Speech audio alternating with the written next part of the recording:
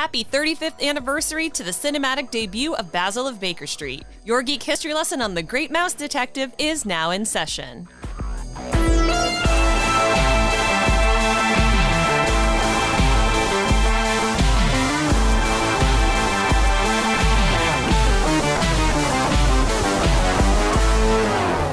Hello and welcome to Geek History Lesson. I'm Ashley Victoria Robinson. And I'm Jason Toby Inman. Welcome to your Mind University, because this is the podcast where we talk about one character, one construct, and today we're celebrating a movie anniversary, and we tell you everything you know about it in a little bit less than an hour. I love these episodes. We have movie retrospectives, as we call them. We have a great time. We always bring in a guest, and today is The Great Mouse Detective.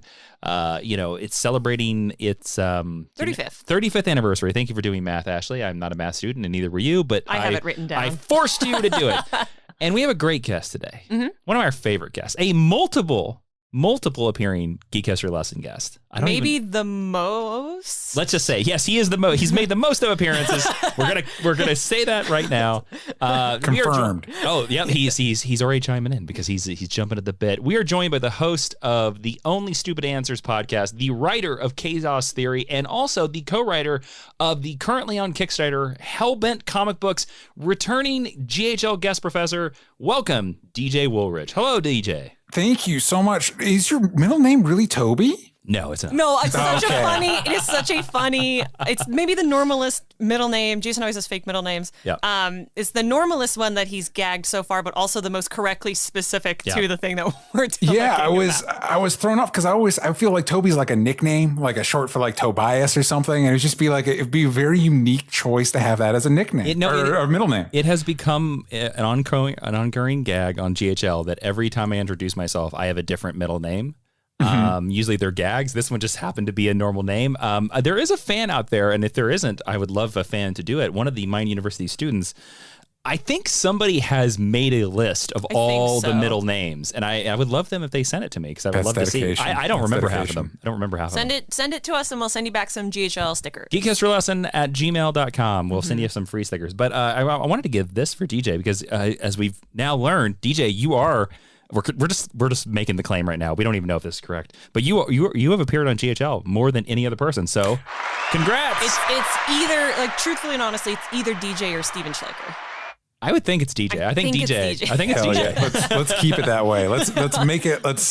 Anytime anybody's starting to beat me, just have me back on. That's fair. So DJ, right before we get into some Disney talk, you have a pretty badass comic book on Kickstarter right now, and I want you to tell all our Mind University students about it. And listeners, you need to pay attention, because I also support this comic book because it is kick-ass and it's hellish, as some might say. So DJ, tell us all about it. Yeah, if you go to hellbentcomicbook.com, you'll be able to check out the Kickstarter for Hellbent, which is kind of like, I compare it to a lot of the classic Vertigo comics, so like Preacher, Sandman, pretty much the opposite of the Disney movie we're talking about today. But the elevator pitch is basically, there's a young trans woman with incredible supernatural abilities that is on the run from a kind of a religious cult.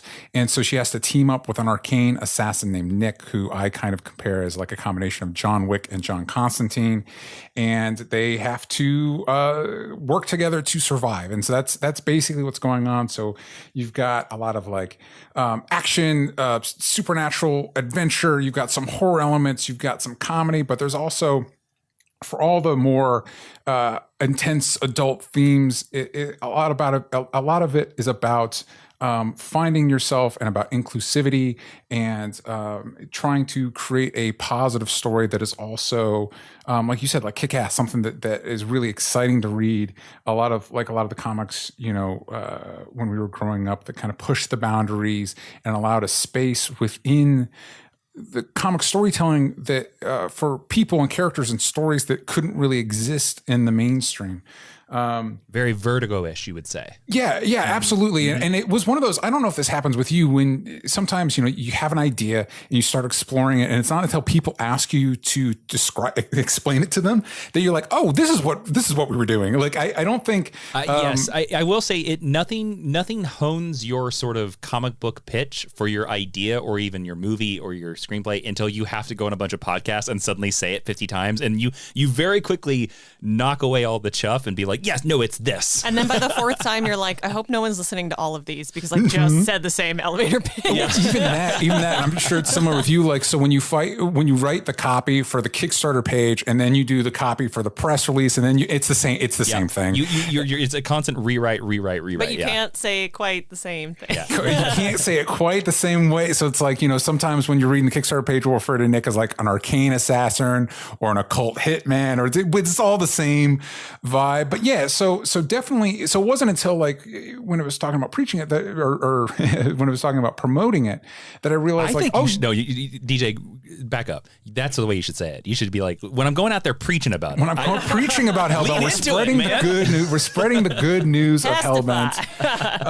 That it realized like, oh yeah, this is a throwback to the classic Vertigo comics. And it's funny because even though we have a boom in indie comics right now, I think about, I believe mutual friend Mark Russell and his comic Second Coming, and the controversy that sprung up around that. And then you read the comic and you're like, but wait, Preacher was published 20 years ago, and this is controversial. By this is Warner Brothers. Yeah, and so even now, comics like that just don't. Even though we have like a Preacher show and a Boys show, and now we've got Sandman coming to Netflix. It's interesting that even though a lot of those stories are getting more mainstream, even in comics now, it's even with stuff like Black Label and stuff like that, we're not getting stories quite like this, and so. When I was first playing with the idea, I reached out to Jana July, my co-writer. She and I grew up together. We were in high school together. We've been friends and collaborators since then. And I thought she'd be the perfect person to work on this with. And she really gravitated to the idea as well. And then, as you guys know, once you kind of have, you have your outline, you have your first couple scripts. You're like, okay, well, we need an artist. We need to see if somebody actually wants to work on this book.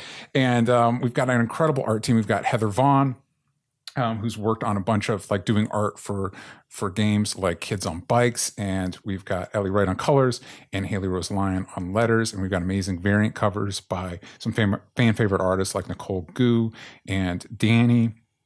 And I'm just really, please go to hellbentcomicbook.com and check it out, and just, if for no other reason, to check out all the amazing work that this team put into it. It's an amazing creative team of women and non-binary people that are really turning out amazing stuff. We've got tarot cards that you can get along with original tarot cards that you can get along with the comic by CAP Ward.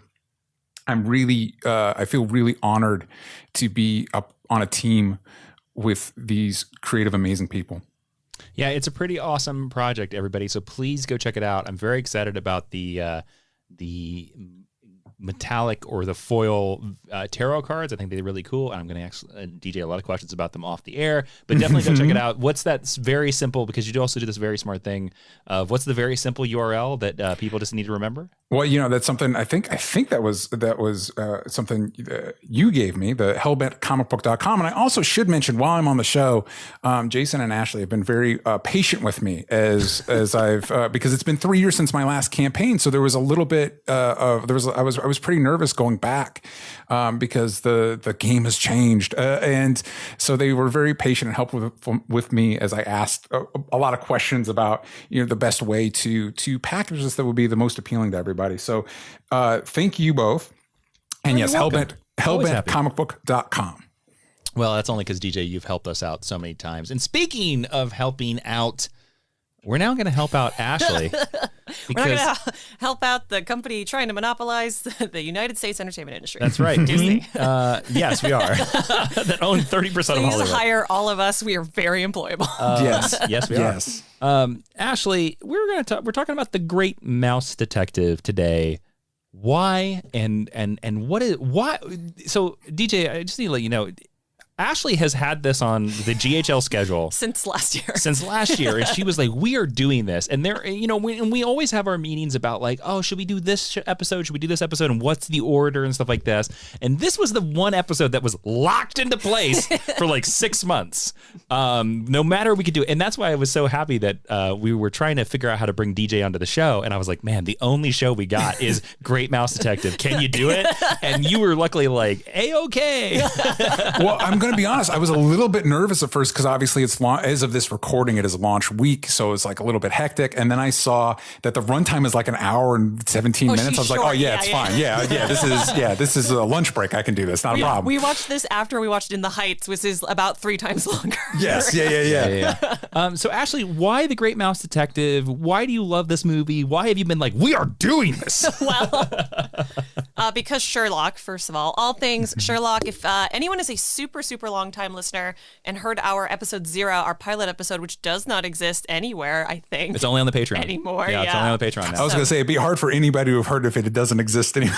It did exist for a while, but it threw off remember when iTunes was like, everything has to be numbered? It threw off our numbers. Yeah, it threw off because it was technically episode 0 because it was our like rough pilot. We didn't want to claim it as episode 1 and it wasn't about a character. It was literally us just talking about Sherlock Holmes. Yeah. Got it. And so iTunes, I think 3 or 4 years ago was like ages ago, every episode must have an episode number. Now they've completely ignored that. And so we had to delete that episode to have the correct numbering. I always like it when iTunes sends out like a memo like, hey, we're changing the algorithm. So now your listeners' numbers are going to go down. It's like, oh, cool. I don't know why that's the case, but all right. It's very similar to YouTube. It's like every change YouTube makes is just worse and worse. They're like, oh, you're not Conan O'Brien. We're not going to actually support you in any way. No. And by the way, we like his podcast. But we do. But he did invent podcasts. We should know that in 2019. Yeah. I met that man. He's a very tall boy. Oh, really?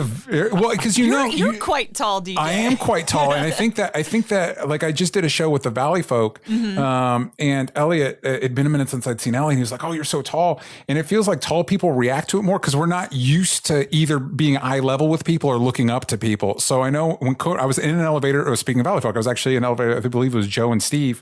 We were doing a junket, and Conan walked in, and of course we all like the air leaves the room because it's like, oh, it's a honest to God celebrity. But it was weird because it's like he's basically the same height as I am, and it completely tripped me out. But anyway, sorry, I've derailed the whole conversation. It's okay. Well, no, I think it's perfect because now we're going to talk about somebody who's never at eye level, Basil Baker Street. Yeah, he's a little tiny mouse. What do you think? He got like 3 inches tops? If that. The only thing we're going to talk about smaller than a hobbit. So I love all things Sherlock and Holmesian, depending on which adjective, depending on whether or not you hate the BBC version or not. And Great Mouse Detective is having its 35th birthday. Yay. So when people are listening to this, next week, July 2nd, 1986 was when this was released. It's about to have a midlife crisis. We have the same birth year. I'm about to have a midlife crisis. Well, I can't wait to see your racing green sports car. Thank you. Do you have a preferred Holmes? My favorite, I am very attached to the Benedict Cumberbatch version because that is the version that got me really into the lore and because he looks like a sexy alien. But I am also a huge fan of, for a classic Holmes, Basil Rathbone, who Basil of Baker Street is named after, who played him in the movies, the black and white movie It's a good versions. Gateway Sherlock. I mean, it did blow up. It was one of the hottest shows in the world when it appeared. Just watch the first 2 seasons and then nothing else ever happened. I do feel like there's defensible stuff in the seasons that follow. There are some good moments. And also, I want to say that isn't Basil Rathbone, isn't some of his audio clips used in Great Mouse Detective? They sir. are. And we'll talk about that when we get there. But also, that's fine. I love the BBC Sherlock, the 2010 version, so much that when I saw Andrew Scott on the street of Palm Springs, my 2 friends and I chased him into a furniture store to tell him how great he was. Andrew Scott, of course, plays Moriarty, everybody, in the BBC Sherlock. He's also the male lead of Fleabag. He's also like kind of incredible. He's become quite hot. He's always been quite hot. Yeah. In the last couple of years, he's become really hot. Yeah, after he was in a James Bond movie. I always think, I meant to say that line where there's that line from Zoolander where it's like Will Ferrell's character is talking about Owen Wilson's character, and wow. Anyways, and Will Ferrell's character goes, he's so hot right now. And like every time he talks about the character, he's like, he's hot. He's so hot right now. So Andrew Scott, that's what I feel like. He's so hot right now. Wow, he's so hot right now. Yeah. Andrew Scott's really incredible. He's a really talented actor. He's really good. All right, so Ashley, are we ready to hop into the 10-cent origin of The Great Mouse Detective? Yeah, let's do it. So The Great Mouse Detective is the 26th Disney animated feature film. It was, of course, produced by Disney Studios and distributed by Buena Vista Distribution. It's currently streaming at the time of this recording on Disney Plus for anybody who is listening and hasn't seen it, needs a refresher. It was directed by John Musker, Dave Michener, Ron Clements, and Bernie Madison. This is the same team that would go on to do The Little Mermaid and Aladdin, two other movies that I avowedly adore. So no shock that I like this one. With a story by Peter Young, Vance Gary, Steve Hewlett, John Musker, Ron Clements, Bruce Morris, Matthew O'Callaghan, Bernie Madison, Dave Michener, and Mel Shaw. So I've got to admit, I'm shocked that the script is any good. Yeah, that's a lot of cooks. Oh boy. A lot of cooks in the kitchen. And the script spent 4 years in active development, which even for Disney is that's a long time. A long time. Wow. The music is by Henry Mancini, who famously composed the Pink Panther theme. Mm-hmm. And I wanted to point that out specifically because I think the soundtrack is so good. It's pretty good. I really like his Sherlock theme. The budget was $14 million, and it was slashed in half after the failure of Black Cauldron, which immediately preceded this. But its total box office was $38.7 million, so it did just fine. Let's be honest here. DJ, have you ever seen the Black Cauldron? I have not. But when I know that it's got. I want to. Oh, that's a bummer. That's a bummer because sometimes you like you'll hear stuff about like the movies like Disney buries, like Black Cauldron it's in the vault. It's like thrown in the back of the vault where the cobwebs are, and it's one of those like but. Maybe it was actually good. Like I was just actually talking to my wife about Event Horizon, which is a movie I actually really like. Yeah, Sam Neill, Lawrence Fishburne. Yeah, and she looked it up and like I think on like IMDb or something it has like a 2.7. I'm like, that's not that. No, it's a good. It is. The CG has not aged well, but the movie itself is really solid. So it's like sometimes these movies that have not as beloved reputations are better than we remember them. It's a bummer to hear the Black Cauldron is not one of them. It is a bummer. It's not. That's the reason why I was like, the reason it bombed is because it's not good. But I would argue that, to your point, DJ, that The Great Mouse Detective is one of these movies that Disney likes to forget that it made. And I actually think they shouldn't, but we'll get to that a little bit later. I agree. If their marketing team was smarter, this would have been all over the place in 2010. Please continue, because these are based on some books, right? They are. They are based on the Basil of Baker Street series of books by Eve Titus and Paul Galdone or Galdoni. I don't know. I apologize. The stories focus on Basil of Baker Street and his personal biographer, Dr. David Q. Dawson. Together, they solve the many crimes and cases of the mouse world. They live in a place called Homestead, which is a mouse community built in the cellar of 221B Baker Street, where Sherlock Holmes and Dr. Watson famously lived. There are 5 original titles. There are 3 ones that were published a little bit later, and they were published from 1958 to 1982. And that might seem like, wow, that's really close to when the last Sherlock Holmes story was published. Shouldn't it have been copywritten? No, because Arthur Conan Doyle hated Sherlock Holmes and put him in the public domain immediately. The movie stars Vincent Price, Barry Ingham, Val Benton, Susan Polachek, Candy Candido, Diana Chesney, Eve Brenner, and Alan Young. Vincent Price, I'm assuming most people know who Vincent Price is. Oh, yeah. Very. Go Google him. Very famous actor. Very memeable. One of the best episodes of The Muppet Show ever stars Vincent Price. True. Vincent Price is a legend. I love Vincent Price. He was asked to audition for this movie and stated that he would have been insulted when asked to audition if it had been for any studio other than Disney.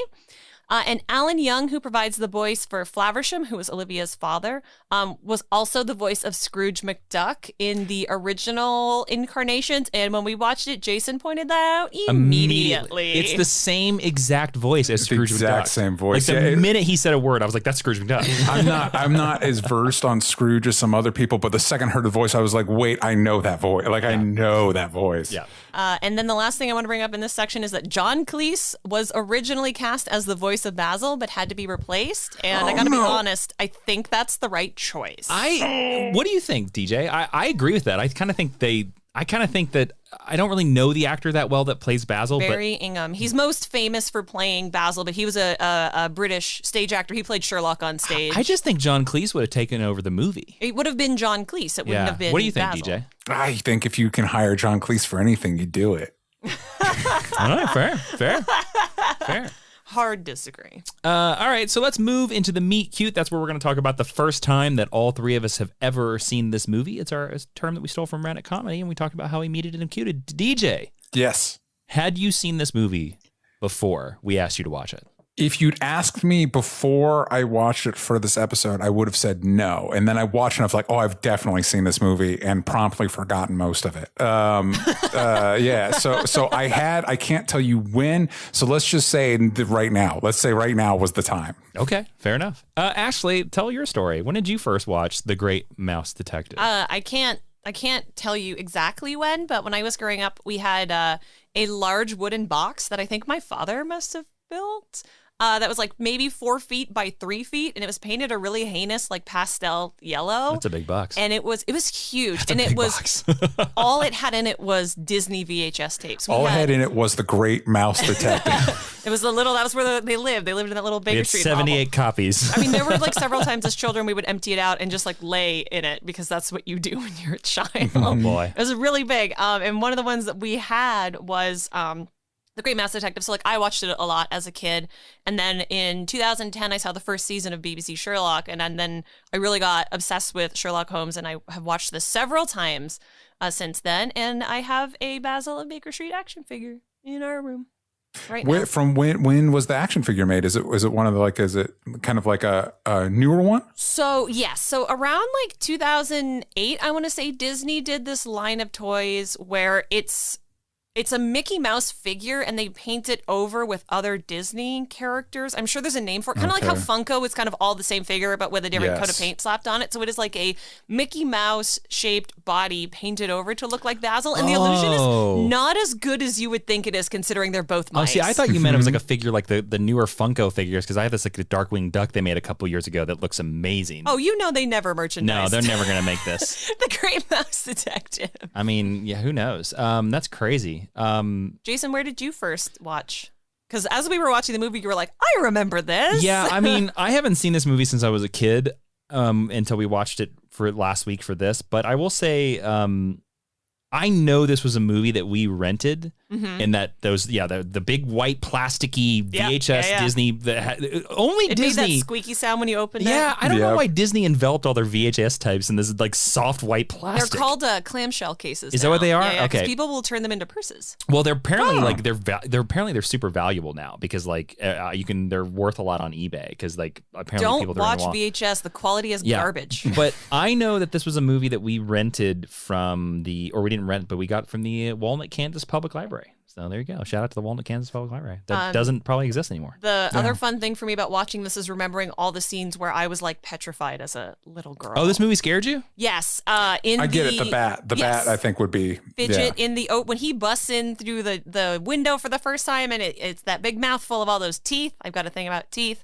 He's got a peg leg. There's a whole thing going on with the bat. Yeah. And I found Ratigan really scary, particularly in the Big Ben fight, as his like clothes are being torn off, and he looks more and more like a rat. More and more like a rat. Now, Ashley, do you want to? Should we just talk through the movie, and do you want to do the fun facts now, or do you want to mix them in? How would you prefer to do it? Yeah, let's talk through the movie. I know you had said that you'd found like a little breakdown or something of that you liked, and then I will pepper in. I have maybe 25 fun facts, and then we'll see where we go. Well, let's just talk about the. Okay, by the way, we should say this: spoilers for a movie that came out in 34 years ago. So it's on Disney Plus. Go watch it.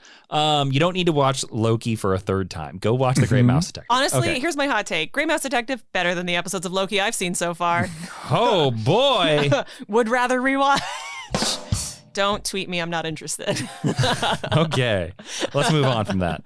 So the movie starts in old London town in 1897. Let's just talk about the teaser scene. It's Olivia and her father, Mr. Flaversham. Love that name. Flaversham, excuse me.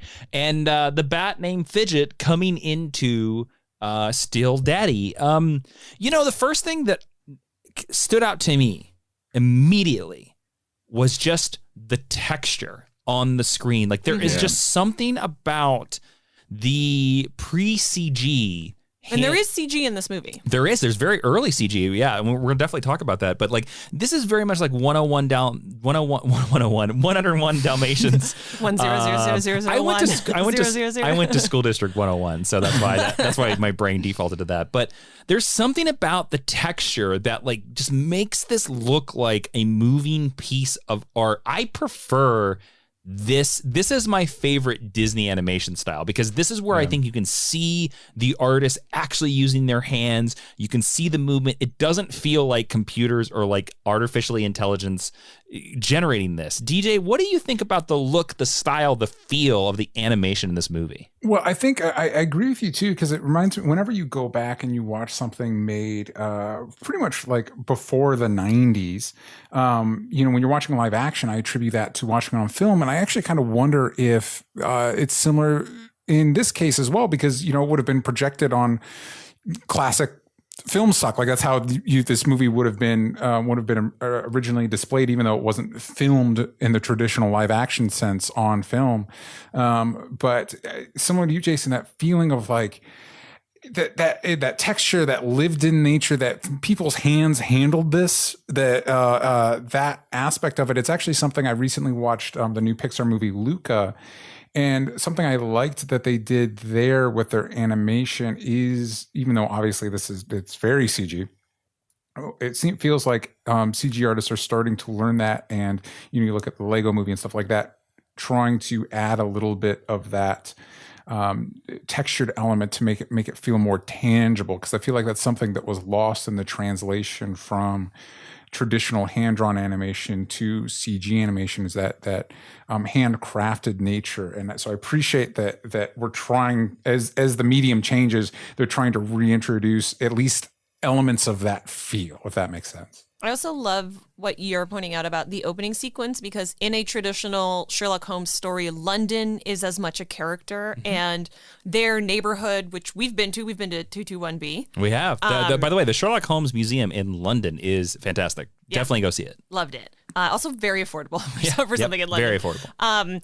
But that area has like a specific feel and a tone in that era, which I think the movie does a good job at evoking. And I'm sure they're evoking probably more the feel of the old movies than what it actually would have been like in Victorian London. But I think that type of animation lends itself to that a little bit more as well. Well, the movie, of course, then introduces us to our Dr. Watson analog, Dr. David Q. Dawson, portly mouse who has returned from military service, although I don't know what military service these mices were doing. Well, that's because Britain was at war with Afghanistan. I know. And basically it leads us into him finding the girl and meeting Basil of Baker Street. And Ashley, I want to ask you, as the Sherlock expert on this show, what do you think of Basil? Now, I'm going to ask you to put all your Sherlock Holmes fandom to the side.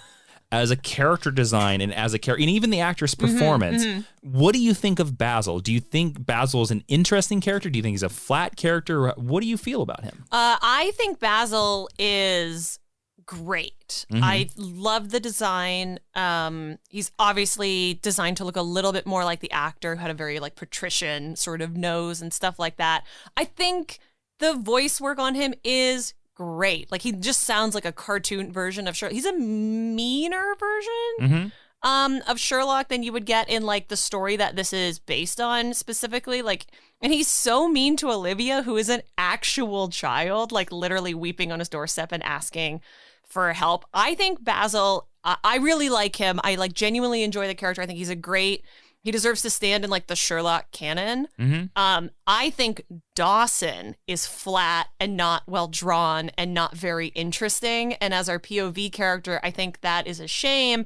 And I think the fact that he's based on a specific Disney animator, I think that's also a shame. But I find actually Dawson quite dull in the movie. DJ, what do you feel about the Great Mouse Detective, the titular character?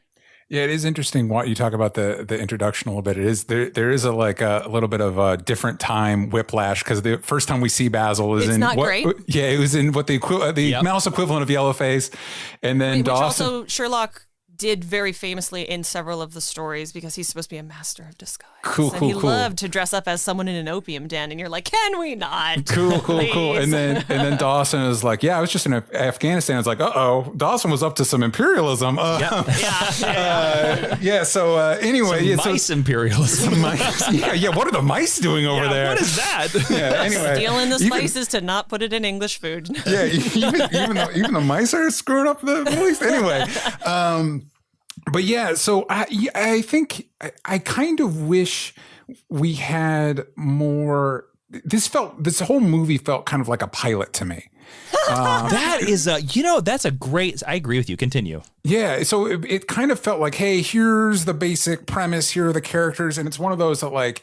It felt like a lot of setup, and it's a bummer because now 100% this character would be getting a Disney Plus show. Like that would 100 if this movie had come out like 10 years ago, like it'd be getting a Disney Plus show now. It still should. Why not? Listen, it still could. Literally, the ads. I don't know if you've seen on YouTube, the ads for like Disney Plus are basically like, "Hey, we believe our story should never end and should go on for infinity." Yeah. So like they'll get to it eventually. But yeah, so I kind of wish we could have had more time to spend with the characters and maybe a little bit. And this might be nitpicky because I know it's a kids movie, but I think like a lot of some of the more, let's say the more basic Sherlock adaptations, there's a lot of like, he's a great detective, but it's mostly just pointing out it's just the Dawson's dumb. Like that's not like it's not like Basil's great. It's just Dawson's kind of like a dumb dummy that he's not seeing this. So maybe a little bit more of the great. It's similar. Batman gets this a lot. Like he's the greatest detective ever. Well, he's a Sherlockian archetype, so yeah. So it's like, but it's mostly just noticing the obvious. It's like, well, that's me. Make it a little more challenging, maybe. Well, he is also very heavily based on David Burke's performance as Watson, who we know from the Basil Rathbone movies.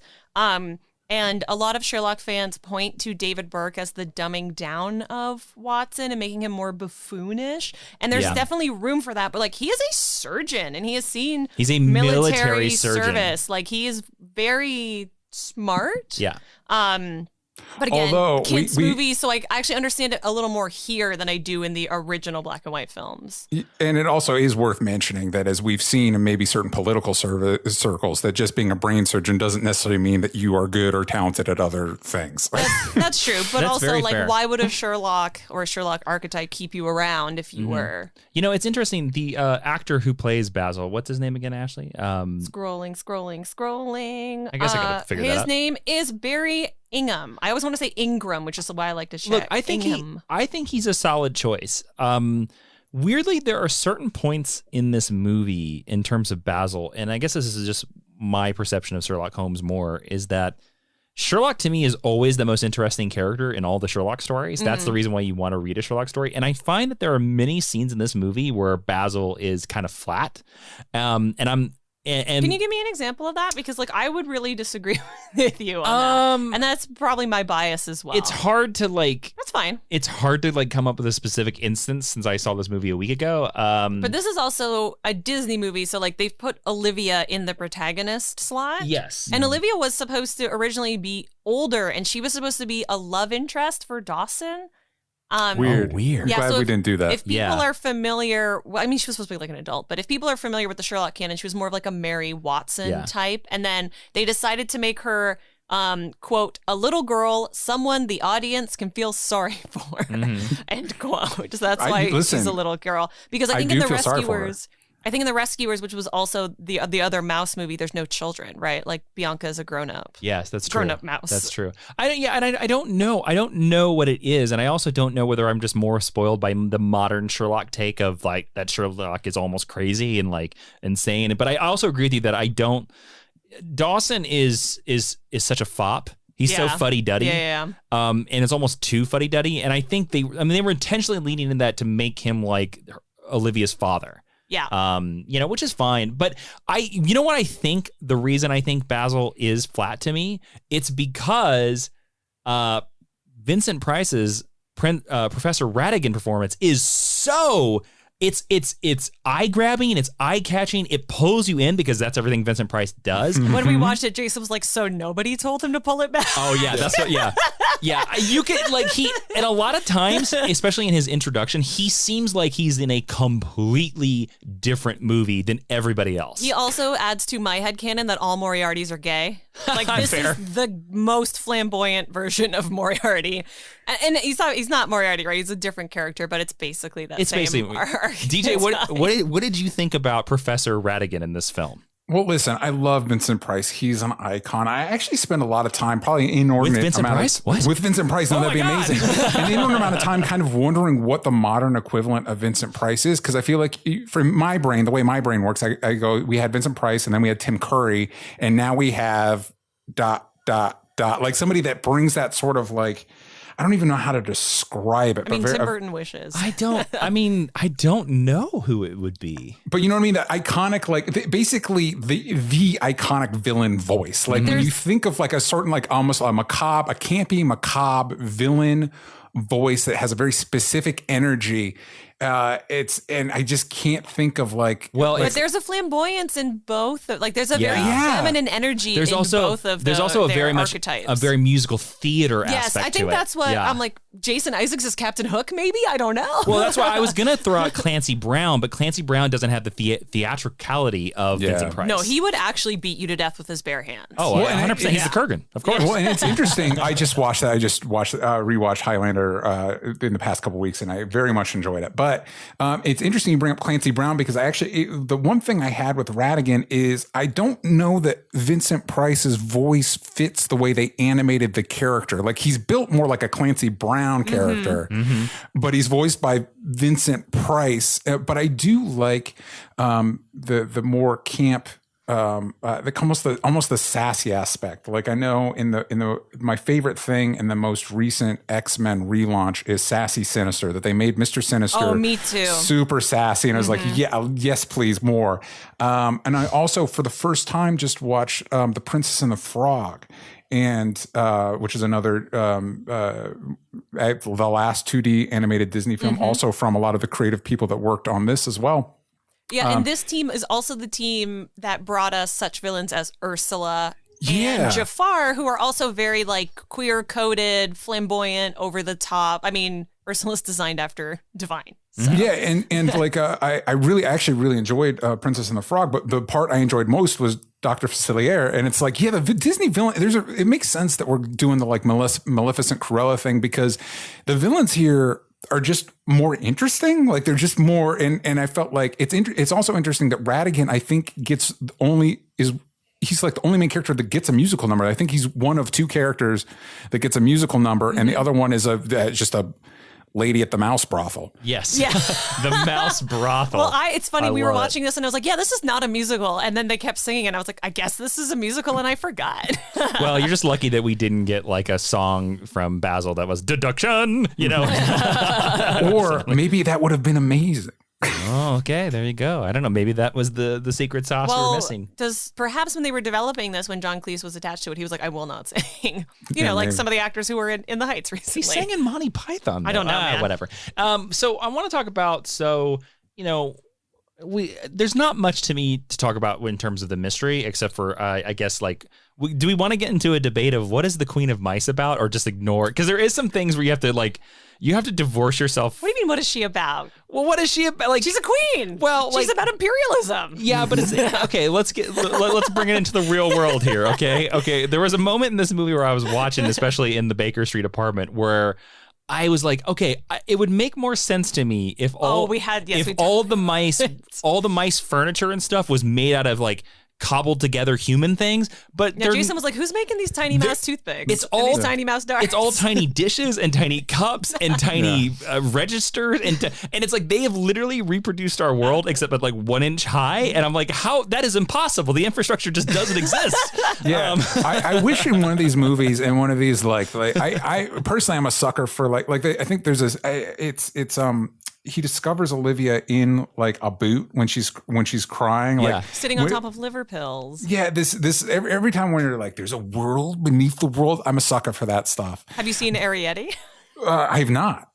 Oh, you should. It's very good. It's based on The Borrowers, so it does a better job at. Yeah, but their whole world is built like they steal stuff from our world, so it's all cobbled together. So, but I think I would love in one like this or like Bug's Life or something like that, where you just have like in one of these scenes you pull out and you see like a person seeing what's going on and being like, wait, what's happening? Or did I just see what I think I just saw? I mean, it is hysterical to think that like they live in Sherlock Holmes' house and he doesn't know that they exist. So we can move past that because again, it's a kid's cartoon, so I'm willing to let that go. Yeah. That is something I want to talk because I want to get to Toby, my namesake, and I want to talk about I love the idea that they live underneath Sherlock Holmes's house, but I also completely think that if there was an entire mouse civilization underneath Sherlock Holmes's house, he would know about it and he would kill them all. To be fair, Sherlock and John live on the second floor. Mrs. Hudson lives on the first floor. So they technically live beneath Mrs. Hudson's apartment. And Mrs. Hudson is lovely, but she's not as bright as Sherlock.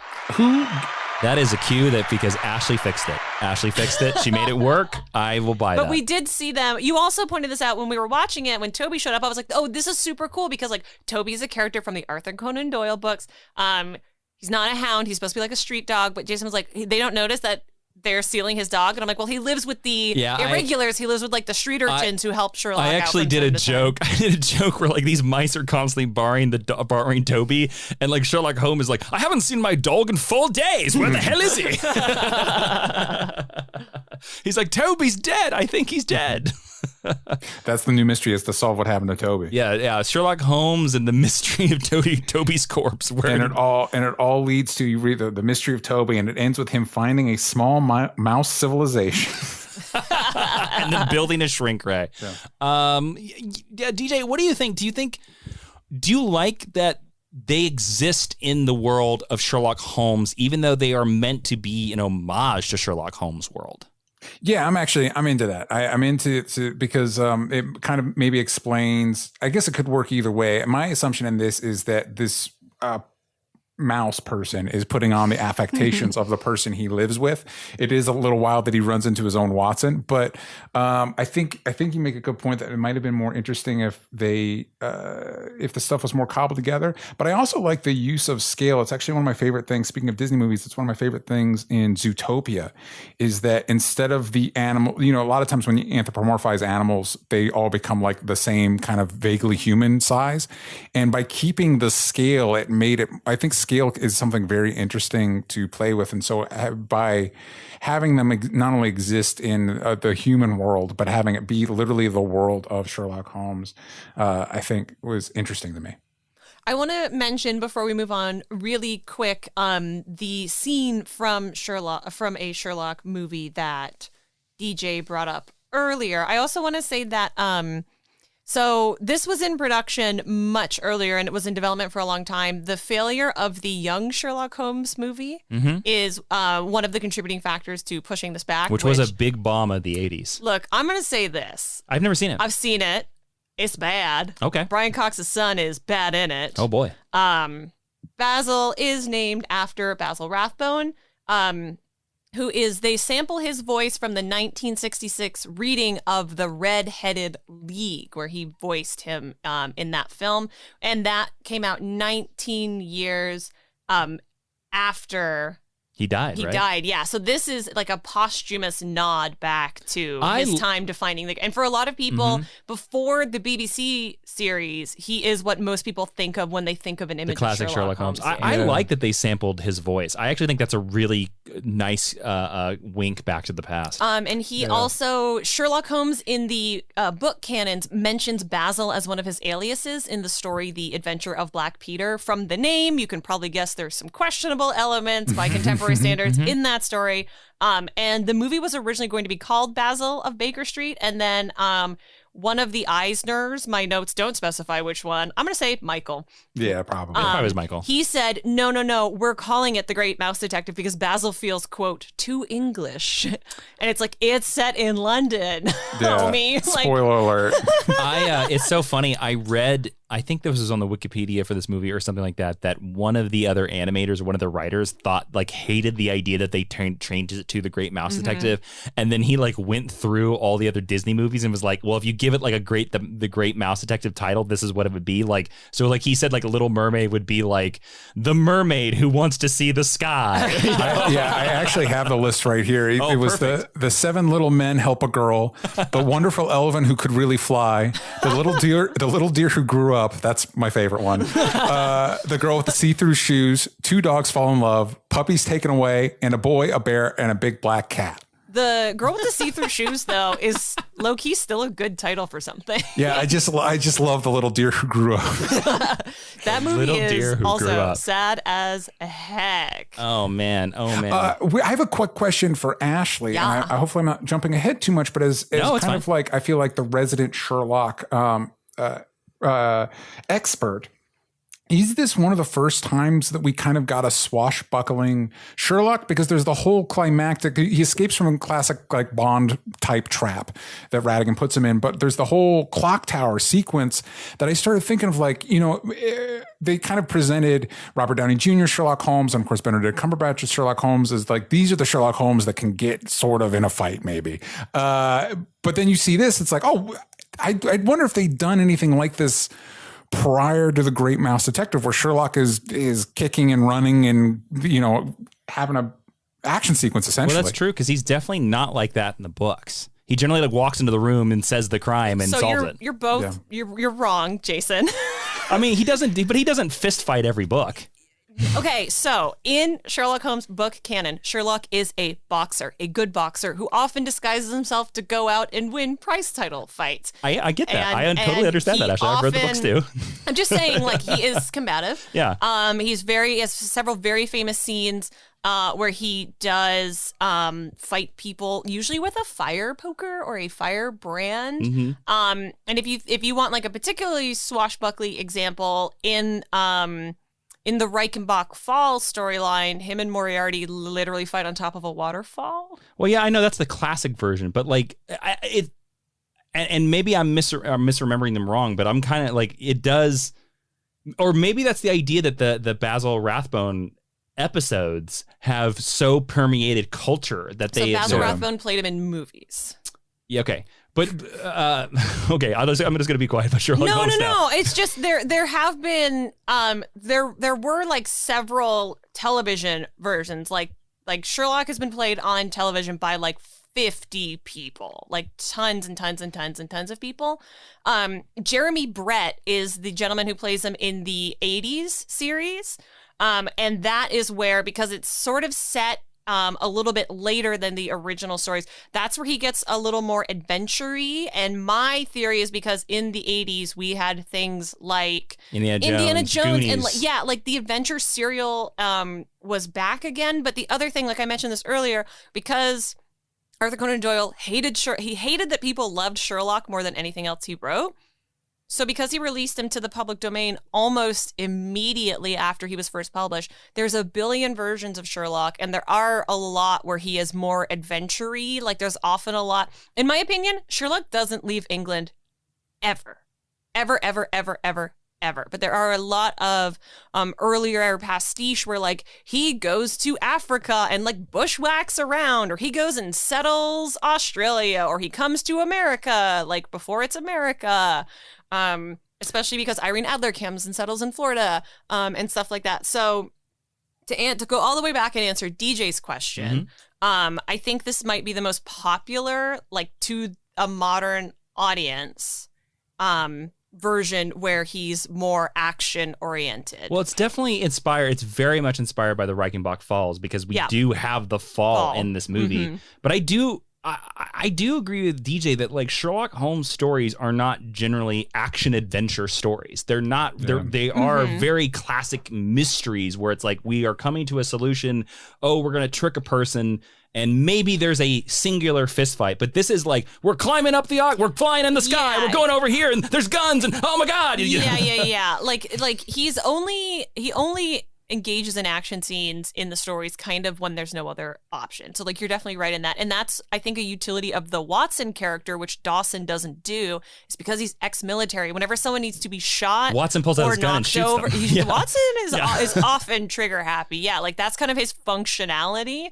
If well, someone he is an imperialist. Well, yeah. I mean, if someone is going to not be around. So let's long answer for a short question. Well, let's talk about the climax here, because again, it's tough for me because like, especially in mystery stories, they like sort of divide everything up by scenes. I will say that I do love, I love that Professor Ratigan basically outfoxes Sherlock or Basil, excuse me.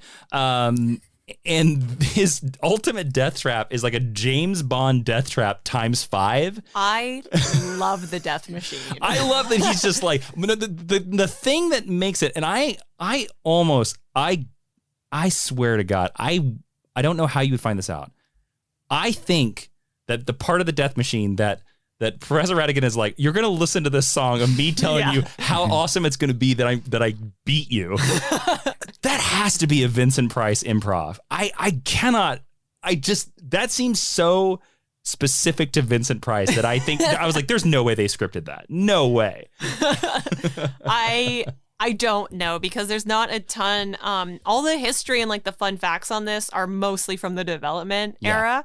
And Vincent Price is obviously like super, super dead. Yeah. But I've always thought one of the best sequences is when he's explaining it before he turns the record on and he's like, thwang, thunk, splat. Yes. Yeah. Which I also think was a Vincent Price improv, I believe, as well. There's a lot of stuff in here where you're like, he made that up. Yeah. Right. Yeah, it's wild that like he has a cat. He basically has his own like Felicia. rancor that he can feed people to, and then he's like, nah, not good enough. How long do you think it took him to put that contraption together? Well, he's got like 30 or 40 mooks that we see in his opening introductory number. But can I tell you the thing? It's like an anvil, right? That would be so heavy for that mice. would be a lot. But can I tell you? And see, that's what I'm saying. I wish there was just one scene where you had a human, and it'd be even funnier if it was a live action human walking, turns, sees this mouse tied to a rat trap with an anvil over it, and be like, "Nah, I'm not dealing with this. I don't know what's going on here." but yeah, it's wild to think about the energy and the effort that it would have taken to just put that. Oh, but the thing that when I was watching that, I was like, oh yeah, I remember this. The things that stuck with me most, Ashley, the bat at the beginning, because especially when you're young, it's like, yeah, this is actually really kind of freaky. And when Ratigan feeds the guy that calls him a rat, the drunk mouse to Felicia, I'm like, wow, this is dark. There's a lot of, and I remember it. Intoxication, and there was a lot of drunkenness on champagne in this. Yeah, a lot of drunkenness, a lot of smoking, and I think that stuck out to me because of the conversation that Emma Stone couldn't have Corella's classic cigarette for the new movie, and I was like, oh yeah, it's just a different time in the 80s, I guess. The thing that stuck out to me, and I think, and I was looking at the wiki here, and it might be because I didn't realize that they re-released this movie, and that must be when I saw it, because the clock tower sequence was shortened. It was always in every trailer, like the shot of the camera like going up. And I remember when we watched it this time, I was like, oh, that is definitely CG. And it kind of really surprised me because I did not think that Disney was using CG animation this early.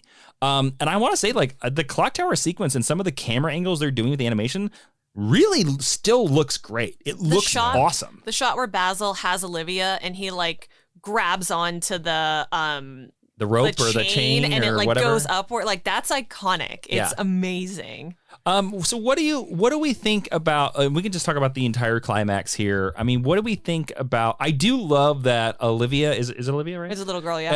I love that Olivia does go off, like, because I understand your comment, DJ, were like, yeah, this almost seems like a pilot and I wish we got to see episode 2, but I also love that the movie ends with Olivia like just kind of leaving, because it is very much like the episodic nature of Sherlock Holmes stories, where it's like it's always the new case, and I love that they end with, oh, here's another case coming in, because that's always my favorite part of like detective stories or even Mission Impossible stories. I like that you always get to see like, oh, here's a piece of the next episode or the next mission. So knowing that Olivia was supposed to be older, the lady mouse who comes in at the end and is like, I'm sorry. Was that her design? My theory, I don't have any is that was her original design. Oh, okay. That ending is so interesting because it actually reminds me more of like classic noir detective, like 20s, 30s PI, where the lady like comes in and like if it was shot like that, you definitely would have seen her silhouette through the window on the door first. Totally. But it's just that it's suddenly the vibe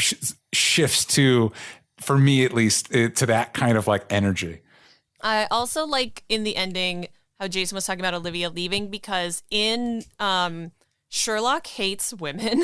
It's pretty much a big theme of the original stories. He only kind of likes Irene Adler, but those characters often get a like Shakespearean servant treatment where they are smart and they are capable and they do know a lot. And I love the running gag where he can't remember her last name. Like he can't be bothered to learn how to say her last name. And then in their last goodbye, he still gets it wrong and she just smiles at him and she's like a 4-year-old.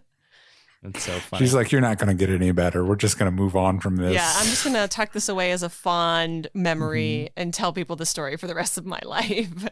Ashley, do you have any other thoughts you want to say about The Great Mouse Detective before we go into Best Actor, Best Scene, and like some fun facts? Yeah, I just want to point out a couple more things. So we alluded to this earlier, but The Great Mouse Detective is the last work to feature Eric Larson, not the Savage Dragon guy, as an animation consultant. That guy's still working and he will be pumping out Savage Dragon forever. It's never going away. Larson was the last of Disney's 9 Old Men. If you're not familiar, they're a group that had defined a lot of Disney's theatrical direction since the 30s, are sort of the oldest of the old guard.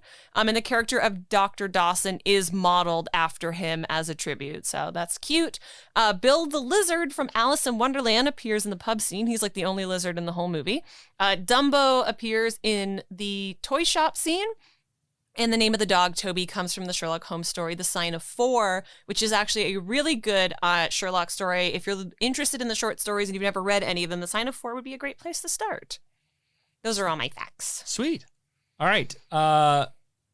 Let's talk about who we all think was the best actor in this movie. And let's start with Vincent Price. Well, DJ, kick us off then. Vincent Price. It's got to be Vincent Price, right? He's Vincent Price. Ashley? So I think Barry Ingham does a good job holding it down, but Vincent Price is the only person in this movie having fun. So it's you kind of, I think you have to give it up to him, but I think Barry Ingham does a good job holding it down. I mean, I honestly think it's the guy that sounds like Scrooge McDuck because he was just like, I got one voice. That's all I'm going to know. It's obviously Vincent Price. Alan Young is that. Yeah, Alan Young. Thank you. I couldn't pull it. It was definitely Vincent Price. Far. And I was surprised at how well his performance held up. Mm-hmm. Even I was worried that he was going to be a little dated, and it was not dated. It just shows you that if you're classic all the way through. And if you commit and you commit hard. Yep.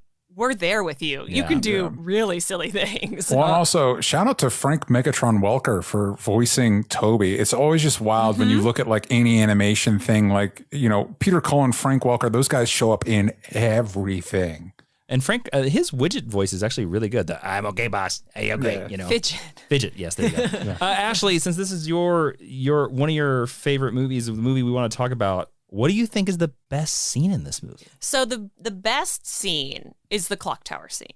Oh, okay. My favorite scene is when we first see Basil after he's removed his racist garb and he is doing all of the Sherlockian pseudoscience, trying to figure out all he had to do was put the 2 bullets underneath but he does the whole thing with the potion later for the paper. Like, I love all of him doing the deduction stuff, and there's a minute where he's trying to test the type of paper that it is, and the whatever liquid is going through these tubes, and he goes, come on. And he's just like waiting for it to go through. And I still say that in my adult life because that's my favorite scene. I just like watching. If you're going to do a Sherlock pastiche, I want to watch the character think and use their brain. And I think that the animators and everybody working on that scene did a really good job at making that palatable to a young audience. But the clock tower scene is the best scene. DJ, how about yourself? Yeah, I have to go with the clock tower scene as well. I think it's fun and it's energetic. It's a cool climax. You get a classic Disney death where it's funny that like with the villain deaths, a lot of them are like they fall off and disappear into a cloud. Mm-hmm. And it's supposed to be as a kid, you're like, oh, whatever, he fell. But like as an adult, you're like, because it's so high up. You're like, wow, that would blow. That would really suck. He died on the way down. I still have questions where like I know it's a cartoon, but like Basil's device that he survives, I'm like, no way. Not gonna happen. You're dead too, buddy. You really with all the flying stuff, you can't understand too much about aerodynamics, or it's not gonna hold. Yeah, up. the fact that they were able to get the balloon device thing so close to Big Ben next to the river. Yeah, on Not a foggy happening. night. Not happening. All right, Jason, what's your call? I actually think the best scene is where they get Toby for the first time, because that is also the scene where you get to watch the Sherlock Holmes scene. I like that they go into Sherlock Holmes's. I just think it's such a clever reference. It's such a clever wink. And yes, I know that technically the clock tower is like probably the best part of the movie. Yeah. But like that's the one that makes me smile, is the fact that like all the jokes about Toby and Basil like tells him to do this stuff, and the little girl can make the dog do whatever he wants, and she's Basil got the crumpets in her pocket. Yeah, she goes, "Here's you want the crumpet," and he's like, "Yum yum," and that dog, like, it would be a crumb to him. But anyways, all right. I like it when his ear flops down and it suddenly turns into stairs. DJ, I want to ask you the question that we ask in all our movie retrospectives.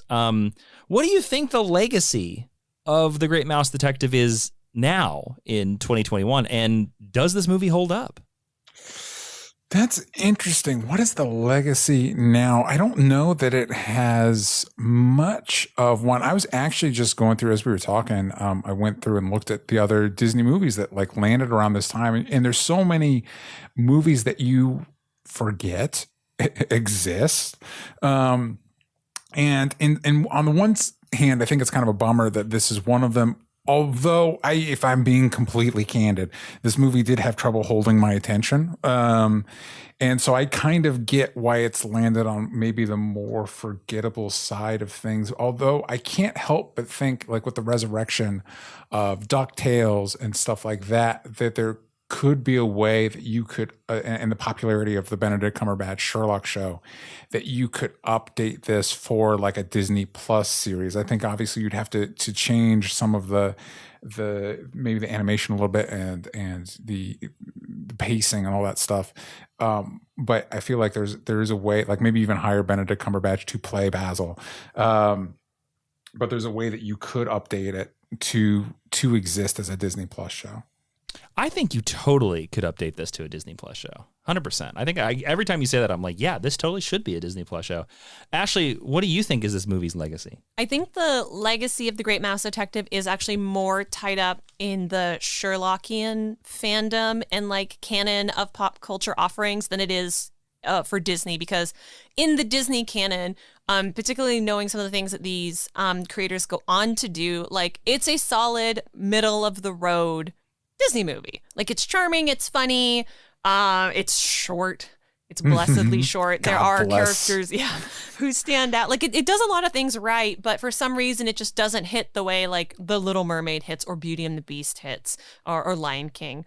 But for a lot of people, and a lot of people from my generation, this was our first introduction to anything Sherlockian. It's usually The Great Mouse Detective or a rerun of the Jeremy Brett BBC series, if you're Canadian specifically, because we had that on TV a lot. And I think through that lens, like the people that I know who still watch this movie or who still share art from this movie or quote it are all people who are into the larger Holmesian canon. And in my opinion, even, all things through the lens of time don't age well. I still think Sherlock Holmes is like one of the best things ever written. I still think it's one of the best detective stories ever written. And I think that this movie as a gateway to the rest of that canon and all that comes with it, I think it is more than worthy. And I think that that's really where it comes into its most prominence and its most larger importance in like the pop culture sphere. So any different thoughts from you, Jason? I mean, I think you're absolutely correct that I think this movie's legacy is more affected to Sherlock Holmes than it is for anything Disney.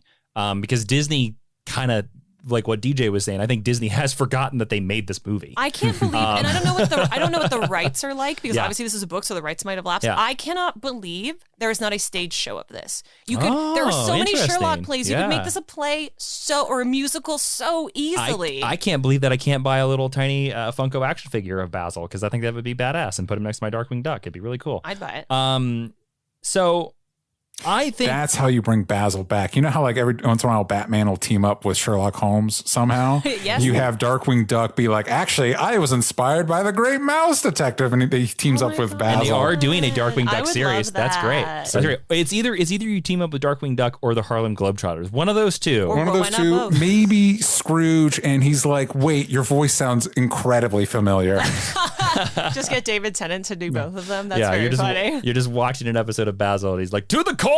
Anyways, I think I have no doubt that Stephen Moffat was heavily inspired by The Great Mouse Detective, because there are a lot of, now that we've been talking about it, there are a lot of James Bondian elements in this movie. Mm-hmm. The death trap, the taking over the queen, all that kind of stuff like that. And I'm like, oh, that's exactly what Moriarty's plan was in BBC Sherlock. Mm-hmm. So I think they took like the adventure-y aspects of this and really pumped it up to another notch, because Sherlock BBC is very James Bond inspired. I think it totally holds up. I just think that we now are very much about a faster pace of storytelling. But to be honest with you, like I didn't have any problem keeping pace with this, and I didn't at any point I didn't think it was boring. To be honest with you, I think most Disney animated movies should be this length instead of being 2 hours or longer. I agree. Because they all run out of steam, and I don't think this movie ran out of steam. I actually think this movie probably could have had a little bit more in there. They could have done a little bit more in the middle, but it doesn't matter because the beginning's really good and the end's really good, and who cares? DJ, we're going to you. On a scale, Our scale for movies, or our GHL intern cat Brago, do we do it out of 5 or 10? Actually, it's 5. Okay, out of a scale of 5 Bragos, 5 being the best, 1 being the worst, what would you give The Great Mouse Detective? I'd give it a 3.5. I'd give it, I think it's the front 0.5 or the back 0.5? I give good 3.5. the whatever you like, the good. I think it's completely serviceable. I think it's completely watchable. I think it's this is one of the cool aspects of Disney Plus is having access to something like this, which I think prior to that probably would have been a little bit difficult to like track down. And I do think it's interesting to see, because like, again, looking at this list, it's like directly before Great Mouse Detective is The Black Cauldron, then it's the Oliver and Company after, and then literally the movie after that is Little Mermaid, and we get Beauty and the Beast and Aladdin. And so it's like Oliver and Company all the time. This is like an interesting fulcrum point Billy to Joel. Be like, yeah, we're going to get into the Disney we know, and so it's an interesting transition piece, I feel like. But yeah, I think it's perfectly watchable. I think Ashley's point that this would be a good way to get young audience, like young audiences into Sherlock, I think I agree with totally. And on those levels, I think it's solid. Ashley, how would you rank The Great Mouse Detective? I'm going to give it 4 out of 5 Bragos, and that's definitely my personal bias because I like this movie and was so thrilled to watch it again. But also because I think this movie, for a Disney movie at this time, is one of the better offerings that we have. And I do think it mostly holds up. So I'm gonna give it 4 out of 5 Bragos because it's not perfect, but I enjoy it a lot. So Jason, round us out. How many intern Brago KTs are you going to give The Great Mouse Detective? I'm going to agree with DJ. I think this is a 3.5. I think this is a solid on the higher end film of the Disney canon. I don't hate it. I would happily rewatch it, and I also would happily recommend it. But I'm never going to go out of my way and be like, this is my favorite Disney animated film. But I have definitely seen worse Disney animated films. Oh, yeah. And you know what, to be honest with you, I'm just really surprised that this 1986 Disney animated film, a completely different period of Disney, pre the Disney Renaissance, held up as well as it did. I thought it really, really held up much, much more solid than I thought it would. There you go. I was expecting to not like it as much as I did. I was expecting you to not like it at all. Oh, okay.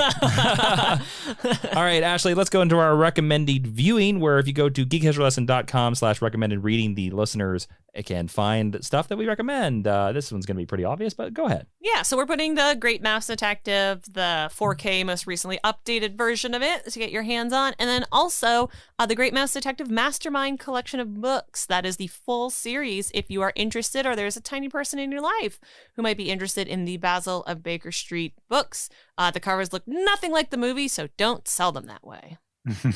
Okay. And I didn't realize that we do teaching tweets for movie retrospectives, but I guess everybody, we have a teaching tweet where Ashley's going to tell you. We definitely do. Well, you can find this tweet on Twitter at GHL Podcast, where in less than 140 characters or whatever characters that Twitter wants, you can find Ashley's thoughts about this movie. The Great Mouse Detective, the world's only consulting mouse detective, is pretty great indeed. Awesome. Go find that at GHL Podcast on Twitter. And speaking of things you can find on Twitter, DJ. Yes. Where can they find your Kickstarter? Well, you can find me at DJ Talks Trash. No. I said your Kickstarter, DJ. Yeah, I know, but I have tweets there about hellbentcomicbook.com. That's where I'm tweeting about it. But yeah, hellbentcomicbook.com is where you can go to the Kickstarter, or you can go to Kickstarter and type in Hellbent. Or again, I'm tweeting about it all the time. Any of that stuff. But yeah, please go check it out. I think you'll really dig it. If you like The Great Mouse Detective, you might like. There's detecting stuff that happens in Hellbent.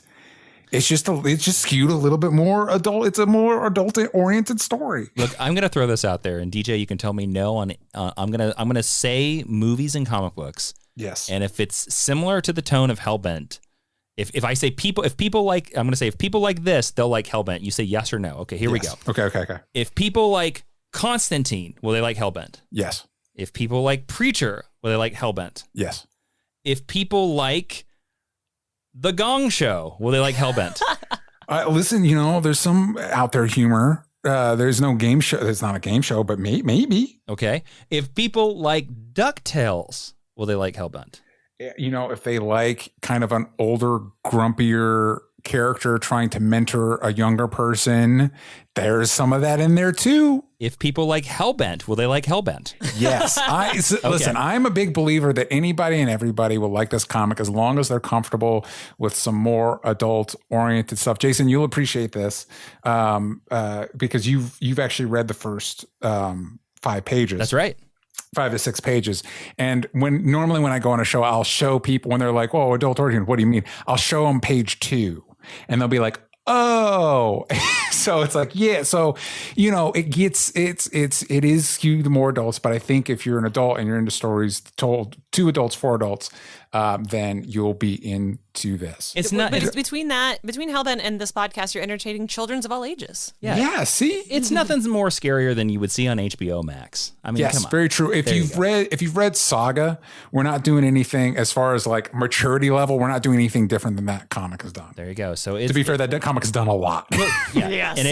So look, if you like comic books, you're going to like Hellbent. So we're backers of it. We're supporters of it. So definitely go over there and support it. Also, you can support this podcast. You can listen to it on Spotify, SoundCloud, all the places you listen to podcasts. You can follow it on social media. Where, Ashley? You can do that at geekhistorylesson.com, facebook.com/geekhistorylesson, or on Twitter at GHL Podcast. You can follow Ashley on Instagram and Twitter at Ashley V. Robinson. You can follow me on Instagram and Twitter at Jawiin. That's Jawiin. And now we're in the last section of the podcast, the hashtag stick around, where we make sure you stuck through all the plugs. And Ashley's got a hell of a stick around. Go ahead. Take it away. Wow, this is so much pressure. So, friends, if Disney were to adapt another classic story, like Sherlock Holmes, using mice, which story should they adapt next? DJ. Wait, so the premise is we're adapting a classic Sherlock Holmes story.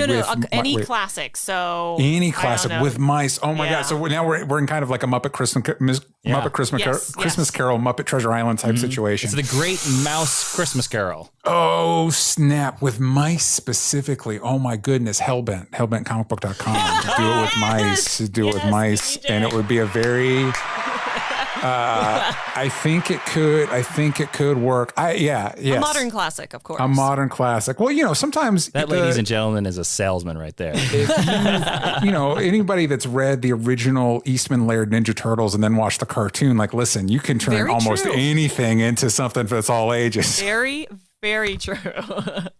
Ashley, you got a choice for this? Yeah, my easy choice is Pride and Prejudice because... Really? Yes, Cool. I'm being like dead serious because Pride and Prejudice is very funny and very charming. It's a love story, which Disney is big on, and it features a big family. And in addition to the romantic story, there is all of these mirror narratives about like loving your sister and loving your parents and like an older couple being in love. So I think if you stripped it down to its bare bones, Pride and Prejudice, or any of the Austins, but Pride and Prejudice being the most famous, would make such a good Disney movie. And I just thought saying Blood Meridian was like a step too far, Blood Meridian. Yeah. Blood Meridian. Mice Blood Meridian. I was actually thinking, as you're talking, I was thinking Mice the Road, which actually there was a moment where I started thinking about the comic Mouse. I'm like, actually, that there's a version where that could work. Disney ain't touching that with a 25-foot pole. Sure. Okay. Well, I look forward to the Great Mouse Expanse. The Mouse Watchman.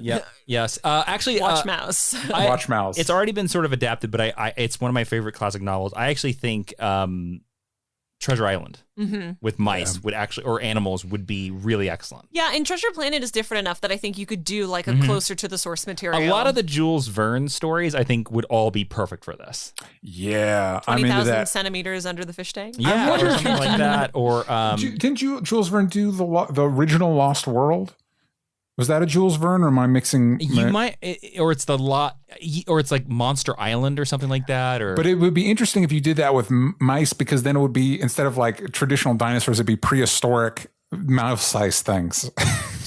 whatever dinosaurs were closer to mouse size, now that's what we're dealing with. Just these like little lizards. Yeah, whatever. What was the little ones in speaking of Lost World, Jurassic Park, The Lost World, the little tiny Calamimus or whatever they're called. Oh, yeah. I don't know from dinosaurs, but I know what you're talking about. Yeah, we get it. Excellent. All right. So all great answers. DJ, thank you so much for joining us on this episode of Geek History Lesson. Thank you for having me. Always a pleasure. It's always a pleasure to have you on. As we know that you are our most booked guest, and everybody go check out Hellbent. If you like everything in the world, you're going to like Hellbent.